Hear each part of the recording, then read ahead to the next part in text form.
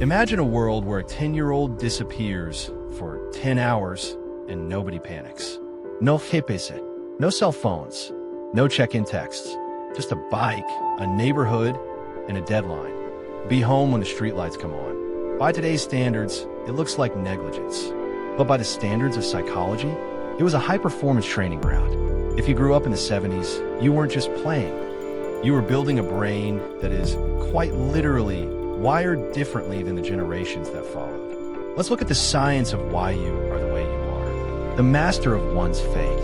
In the 1970s, children were the CEOs of their own afternoons. This environment cultivated what psychologists call a strong internal locus of control.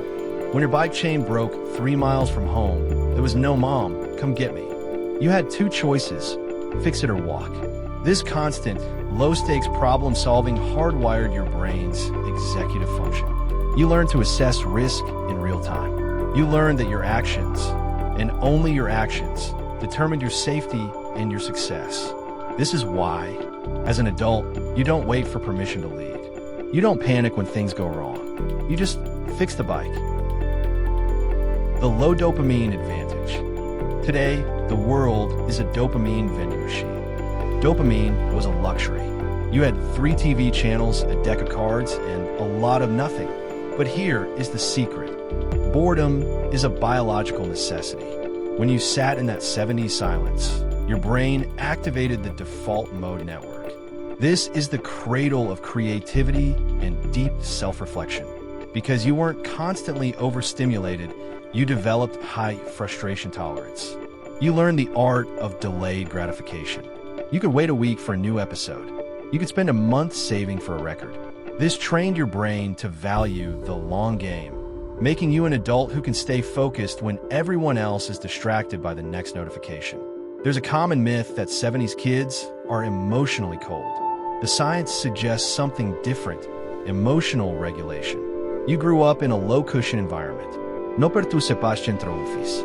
No constant validation. This didn't make you hard. It made you resilient.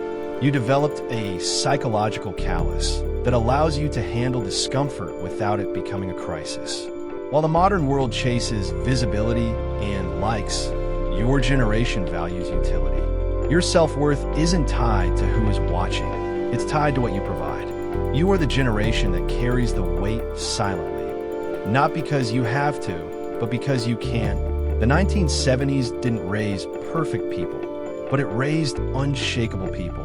If you recognize yourself in this, the independence, the focus, the quiet strength, then you are part of a unique psychological legacy. A legacy of people who can stand alone, but choose to stand together.